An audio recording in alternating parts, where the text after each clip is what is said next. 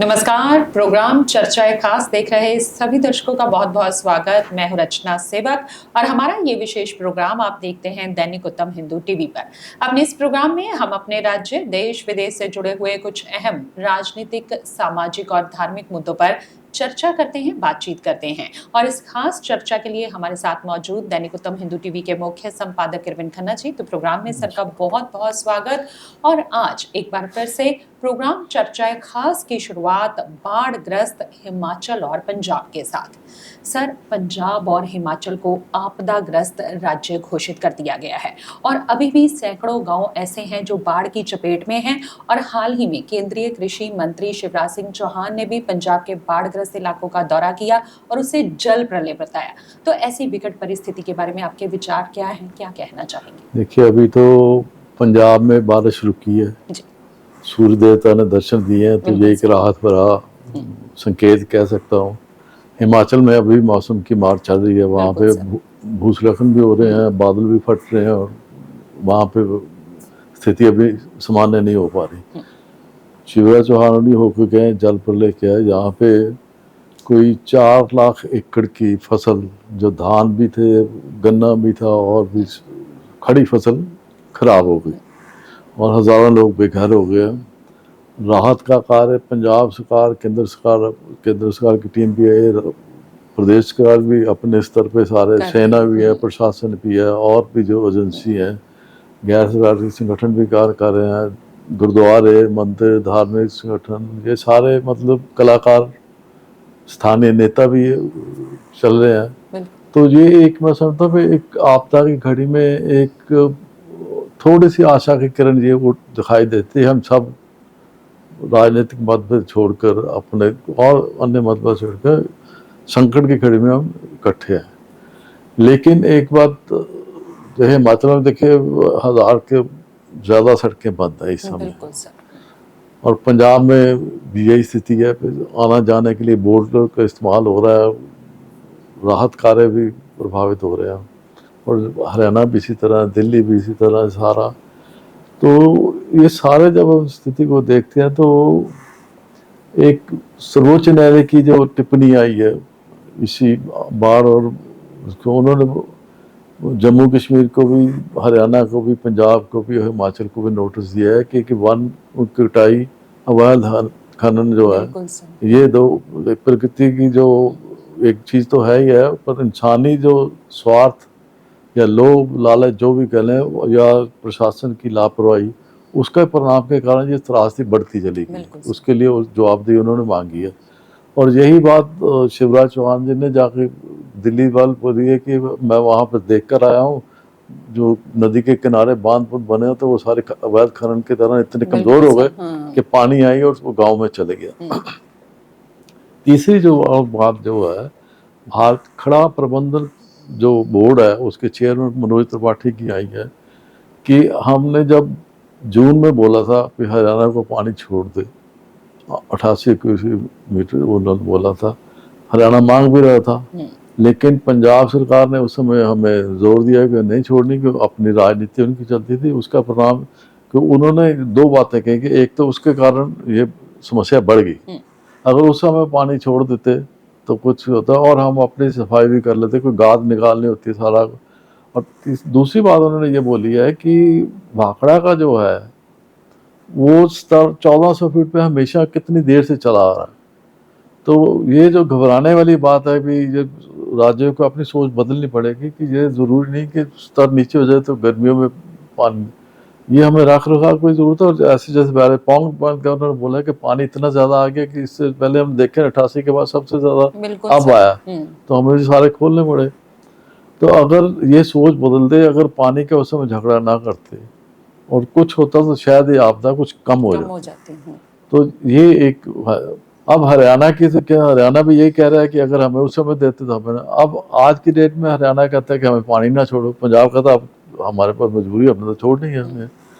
तो ये जो एक राजनीति है ना, प्रदेशों की आपस में जो राजनीति करना होता है समस्या का, उसको कम से कम इस आपदा को देख के समझना चाहिए। दूसरी एक इसके साथ एक और राजनीति की बात जुड़ी है प्रधानमंत्री बीमा फसल बीमा योजना आई थी, उस समय कैप्टन अमरिंदर सिंह का मुख्यमंत्री थे, तो उन्होंने उसको नकार दिया, हमने नहीं एक्सेप्ट करनी, क्योंकि इसमें क्लस्टर सिस्टम है कि 10% नुकसान होगा तभी मिलेगी।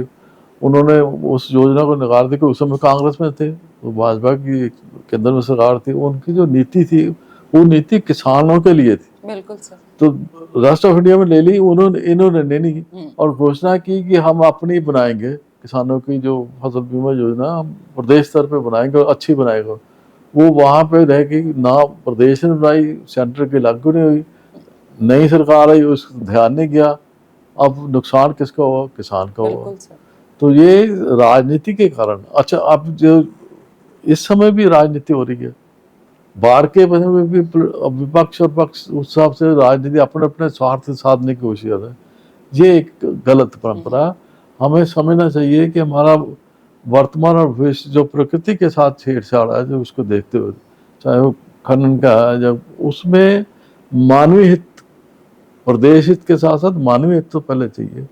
आज जितने हिमाचल में कितने सैकड़े आदमी मारे गए, यहाँ भी 40 से ऊपर 50 के करीब हो रखे हैं, जान माल पशुधन बर्बादी, जो घर टूट गए, कुछ वो चीजें नहीं सोचते, सिर्फ अपना राजनीतिक स्वार्थ। ये एक आत्मचिंतना का विषय है। ये 3 जो टिप्पणी सर्वोच्च न्यायालय की आई, केंद्र की आई और हरियाणा की, पंजाब जो भाखड़ा बंद किया, कि ये सोच भी बदलनी चाहिए कि जरूरी नहीं है कि एक स्तर से नीचे जाएगा तो आगे सूखा पड़ जाएगा, जब पानी मिलेगा। बारिशें आती हैं, उस हिसाब से चलना चाहिए।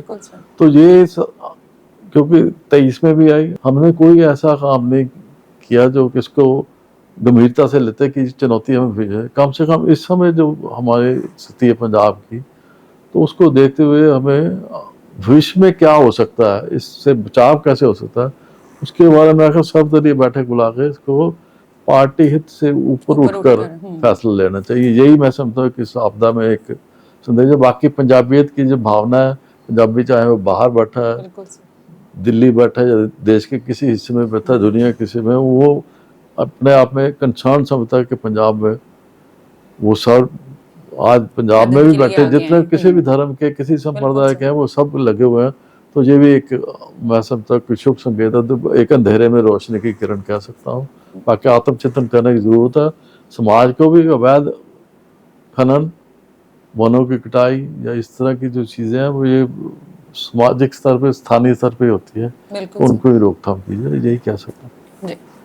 प्रोग्राम में आगे बढ़ेंगे और बात करेंगे प्रधानमंत्री नरेंद्र मोदी की। सर, बिहार में प्रधानमंत्री नरेंद्र मोदी की मां के खिलाफ अपशब्दों के इस्तेमाल से राजनीति गरमाई हुई है, तो चुनावी राजनीति में इस तरह के आपत्तिजनक शब्दों के इस्तेमाल के विचार पर आपके क्या विचार हैं, क्या कहना चाहेंगे? देखिए, माँ जो है इस परमात्मा के अद्भुत देन है। माँ जो एक शब्द नहीं है, माँ इस प्रकृति का एक केंद्र बिंदु है, जननी है। और माँ के साथ जो इंसान का रिश्ता है, वो इस धरती से आने से पहले जुड़ जाता है। पहली सांस जो आदमी लेता है, वो माँ के कोख में लेता है और उसका रिश्ता माँ से जुड़ जाता है। तो इसलिए माँ के रिश्ता सबसे बड़ा रिश्ता है। जब धरती आता है, उसके बाद रिश्ते दूसरे नए बनते हैं। माँ का रिश्ता इसलिए अपने आप में अद्भुत है और इसका कोई मुकाबला नहीं किसी के साथ है। और इसीलिए इंसान जब दुख की घड़ी में आता है, सुख में आता, तो हमेशा माँ को याद करता है और किसी से याद नहीं करता। दुख हो सुख हो, वो माँ को याद करता है। तो उस हिसाब से हमारे महाभारत में कहा कि माँ केवल जन्म नहीं देती, पालती भी है, पोसती भी है, संस्कार भी देती है। और माँ मौत के बीच एक ढाल की तरह होती है। जब तक माँ सिर पे है तो आदमी को एहसास, मौत का एहसास नहीं होता कि उसको माँ सामने ले जाती है, उसको अपने पे, माँ उसको बेटे की तरह देखता है, जब बेटे की तरह देखता है तो उसको भी एहसास होता है कि अभी माँ सामने खड़ी है, तो मौत तो भी उसको एहसास ही नहीं होता। लेकिन माँ के जाने के बाद वो ढाल निकल जाती है। अब रही जो बिहार में रैली के दौरान कांग्रेस और उनकी जो तेजस्वी यादव और राहुल गांधी की यात्रा के दौरान प्रधानमंत्री मोदी की माँ को अपशब्द कहे गए। उस माँ ने तो एक राष्ट्र को ऐसा नेता दिया जो दृढ़ संकल्प वाला, चरित्रवान है, अपने राष्ट्रवादी है, राष्ट्र हित को देखते हैं। ये उस माँ की देन है, उस माँ के संस्कार है। अब जिसने गाली दी उसने अपना चित्र तो दिखाया ही, बिल्कुल सर। लेकिन उसने अपनी माँ की कमजोरी भी दिखाई, क्योंकि माँ उसको वो संस्कार नहीं दे पाई। ये उसने अपने एक शब्द से, अपशब्दों से उसने अपने चित्र का भी दिखाया, अपने परिवार का भी दिखाया, अपनी माँ की कमजोरी भी जग जाहिर करी। ये दोनों चीजें। तो उसके बाद भी जो और चिंताजनक बात है कि विपक्ष ने, विशेष रूप से कांग्रेस नेतृत्व ने, एक चुप्पी साधी। जिस गौर गंभीरता के साथ इसकी निंदा होनी चाहिए थी वो नहीं की गई। ये दर्शाता है कि हमारी राजनीति का पतन कहाँ तक हो चुका है, कितने गिर चुके हैं हम। ये एक चिंताजनक बात है। इसीलिए प्रधानमंत्री का दुख भी झलका जब उन्होंने अपने भाषण में कहा कि मेरी मां ने की राजनीति से तो कोई संबंध नहीं था, और इसलिए तो मैं समझता कि ये प्रधानमंत्री अब अपशब्द तो नहीं किसी की कह सकते, पर एक बात जो है कि जिसके पास जो होता है उसने वो ही देना। जो शब्द उसने इस्तेमाल किया, जिस आदमी ने किया, जिस समय किया, और जो चुप्पी साधे है, तो ये है कि जो उनकी कमजोरी नजर आती है। प्रधानमंत्री को तो कई दफा पहले, कितनी दफा कांग्रेस और विपक्षी दल अपशब्द कह चुके हैं, लेकिन माँ को पहली दफा आए हैं। तो ये एक निंदाजनक, चिंताजनक और बहुत ही गंभीर मुद्दा है। इस पे सभी राजनीतिक दलों को सार्वजनिक रूप से ये बात, एक लक्ष्मण रेखा खींचनी पड़ेगी कि हमने कहाँ तक जाना है। राजनीति अलग है, परिवार अलग है, संस्कार अलग है। आपका जिस संस्कृति सनातन की हम बात करते हैं वहां पे गाली की तो सोच ही नहीं। कुछ ने निंदा की, पर मैं कहता हूँ कि जो एक भारत की जो छवि है उसके भी ये अंतर्राष्ट्रीय राष्ट्र स्तर पे उसको भी एक धब्बे वाली बात है। तो ये एक निंदाजनक, चिंताजनक, और इस पे आत्मचिंतन करने की जरूरत है, और एक लक्ष्मण रेखा खींची जानी चाहिए कि इससे नीचे कोई नहीं जाएगा। आगे प्रोग्राम में चर्चा करेंगे जीएसटी स्लैब में सुधारों की। सर, मोदी सरकार ने जीएसटी स्लैब में सुधारों की घोषणा कर दी है। अब इस घोषणा से समाज के हर वर्ग को आर्थिक लाभ मिलना तय है, तो आप इन सुधारों पर क्या कहना चाहेंगे, क्या विचार है? देखिए, पिछली दफा भी हमने बात कर दी थी। अब 22 सितंबर को नवरात्रे पे लागू है, तो हारी सीजन है। तो मैं समझता कि जो एक सभी भारतवासियों को एक राहत भरा और एक सुख में कदम कह सकता हूँ सरकार की तरफ से देन है, क्योंकि खरीदो फरोख्त इसमें मतलब मकान, जो भी जीवन से, क्योंकि 175 वस्तु हैं जिनके रेट करने हैं, तो ये 175 वस्तु इसमें देखिए, कपड़ा भी है, जो चमड़ा भी है, कृषि उत्पाद भी है, बिजली भी है, सीमेंट भी है, दवाइयाँ भी है, बीमा भी है। आप किसी चीज जितनी भी, मैं समझता हूँ कि रोजमर्रा की चीजें, वस्तुएं हैं, उनमें राहत मिलेगी। और दूसरा पहलू ये कि एक जो टैरिफ की वजह से जो टैरिफ भारत पे लगे, उसमें जो राष्ट्रीय स्तर पे आर्थिक स्थिति हमारी या थी, उसकी धीमी होने की आशा है। अभी हम संकट से निकले नहीं है, लेकिन जब हम ये राहत भरा कदम, जो हमारी अपनी खरीदो फरोख्त बढ़ेगी, तो वो जो मंदी के थे उसमें आर्थिक स्थिति में गति मिलेगी। इसलिए आज प्रधानमंत्री ने कल भी कहा था कि ये एक आत्मनिर्भर भारत की तरफ एक बड़ा कदम है, और जो आगे चलेंगे तो मैं समझता कि जब आर्थिक स्थिति बेहतर होगी, आत्मनिर्भर भारत बनेगा, तो ये जो बाहरी दबाव है वो कम होगा। इसमें जो और बात जो है कि ये घोषणा होगी, प्रधानमंत्री का सरलीकरण भी हो गया, इसका बात ठीक है, लेकिन धरातल स्तर पर अभी इसको कैसे आएगा ये अभी देखने वाली बात है। विपक्ष तो ये बोलता है कि जो उपभोक्ता और वस्तुएं उन पर होना नहीं चाहिए, पर अगर कम भी हुआ है, हम उसको मुक्त नहीं कर सकते, तो जो वस्तुओं से हम खत्म नहीं कर सकते, तो कम से कम हम व्यापारी जो किराना, देखो आप कारपोरेट सेक्टर भी इसमें, किराने वाला तो वही था, जो छोटे दुकानदार है, उसको कितनी राहत मिलती है सरलीकरण, तो उसके है ना, उसकी रिटर्न कैसे है। एक और इसमें जो आई बात है कि जैसे आयकर का 7 दिनों में रिटर्न है, तो जीएसटी रिफंड भी उन्होंने कहा 7 दिनों में वापस आएगी, ये अच्छी राहत वाली बात है। लेकिन कागजी कार्रवाई और स्थानीय स्तर पर जो प्रशासन है उनको एक दिशा निर्देश सरकार को देना पड़ेगा कि केवल तकनीकी वजह के कारण परेशानी किसी को ना भोक्ता को ना दुकानदार को, छोटे दुकान को विशेष, क्योंकि अभी रिटर्न भरने और ऐसी चीज़ों में परेशानी है, उसका अभी कितना आगे जाके होता है तो ये देखने वाली। ओवरऑल हम कह सकते हैं कि देश को आत्मनिर्भर बनाने के लिए, देश की आर्थिक स्थिति को गति देने के लिए और आम आदमी को राहत देने के लिए ये एक बड़ा कदम है। इसका स्वागत है और सरकार को बधाई दी जा सकती है इसमें। बिल्कुल सर। आगे बढ़ेंगे और चर्चा करेंगे शंघाई सहयोग संगठन शिखर सम्मेलन की। सर, हाल ही में शंघाई सहयोग संगठन शिखर सम्मेलन में सभी देशों ने एक स्वर में आतंकवाद के खिलाफ जीरो टॉलरेंस की नीति पर जोर दिया है, तो अंतर्राष्ट्रीय स्तर पर भारत के लिए ये कितना महत्वपूर्ण है?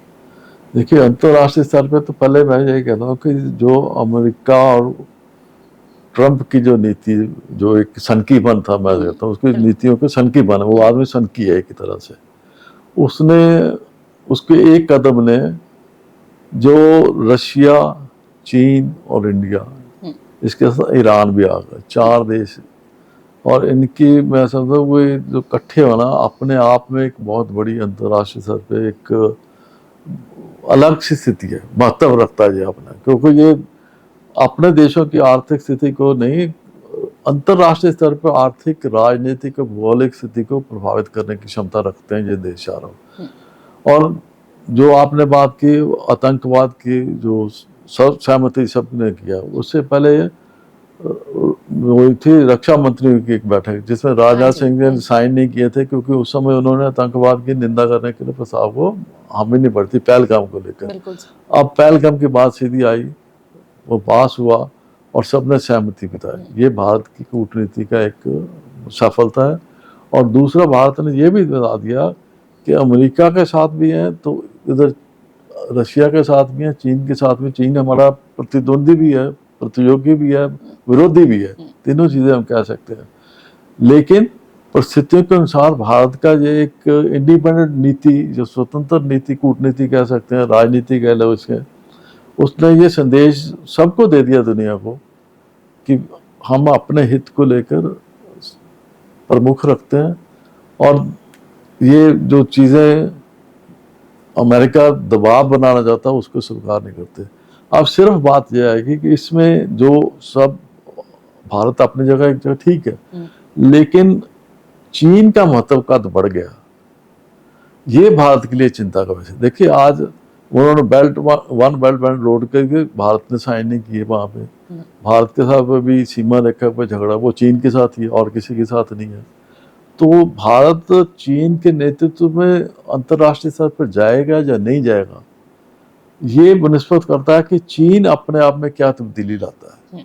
अगर चीन अभी भी परिस्थितियों के अनुसार आप दबाव बना के रखना चाहता है, जो कि भारत नहीं मानेगा, ना भारत अमेरिका का मानेगा, ना रशिया का मानेगा, ना चीन का मानेगा, तो अगर चीन भारत को दबाना चाहेगा या चीन नेतृत्व करना चाहेगा, उसके डोमिनेट, उसकी अपना महत्व तो बड़ा, साउथ एशिया में उसका महत्व बड़ा, पर भारत भी उसके साथ है। अगर वो भारत को समान दर्जा, इज्जत नहीं देता, जैसे अमेरिका के ट्रंप ने अपने समझा कि मैं बड़ा हूँ, बिग बॉस की हूँ, अगर चीन भी करेगा तो भारत स्वीकार नहीं करेगा। फिर ये जो आज सहमति बनी है, कुछ समय बाद असहमति सामने आएगी। ये भारत ने एक कदम उठाया, पर चीन के पर निर्भर करेगा कि वो कदम स्थायी होगा या अस्थायी रहेगा। तो चीन की जो नीति है उस पर बहुत कुछ निर्भर करेगा। लेकिन आज की स्थिति ये है कि भारत का अपनी एक होंद, मान्यता राष्ट्रीय और अंतर्राष्ट्रीय स्तर पे है। और ट्रंप का आज ही आई स्टेटमेंट कि हमने रूस और भारत को चीन के हवाले कर दिया या खो दिया, तो ये गलती अमेरिका की। तो उसके दबाव में ये नया एक संगठन या एक ग्रुप बना जो दुनिया को प्रभावित कर सकता है, पर निर्भर करेगा अमेरिका की नीति में भी और चीन की नीति में भी कि ये दोनों बने रहते हैं या टूटते हैं। तो पिछले हफ्ते भी आपने चर्चा की थी कि उस पर ज्यादा भरोसा नहीं किया जा चीन पे नहीं कर बिल्कुल सकते, सर। जैसे अमेरिका पे नहीं कर सकते वैसे चीन पे भी नहीं कर सकते। पर चीन को हमने मान्यता दी क्योंकि 7 साल बाद प्रधानमंत्री गए हैं बिल्कुल सर। हाँ। और उन्होंने स्वीकार किया कि हम अपने सीमा के जो विवाद है उनको हल करेंगे। आर्थिक जो वीजे की बात हुई, उनका जो विदेश मंत्री आए थे पिछली दफा बात है, सारी बातें थोड़ा सा कूल डाउन हुए हैं, पर ये स्थायी तौर पे हो उस पर बहुत कुछ निर्भर करेगा। नहीं तो फिर ये सारी गड़बड़ एक दूसरे पे होगी। तो इसमें मैं समझता हूँ कि रूस एक महत्वपूर्ण भूमिका निभा सकता है। पुतिन जी के साथ भी उसके अच्छे संबंध हैं, उनके पुतिन के मोदी के साथ भी अच्छे संबंध हैं। और जो भारत और रूस की जो दोस्ती है वो तो सार्वजनिक रूप से स्टैब्लिश है, जिसको कह सकते हैं वर्षों से सब में है। तो ये रूस एक अच्छी भूमिका निभा सकता है, उनको भी प्रभावित करे, भारत को भी करे, और एक जैसे कहते हैं सेफ गार्ड होता है दोनों के इंटरेस्ट में, वो रहेगा। तो मैं समझता हूँ कि साउथ एशिया एशिया की डोमिनेशन बढ़ेगी।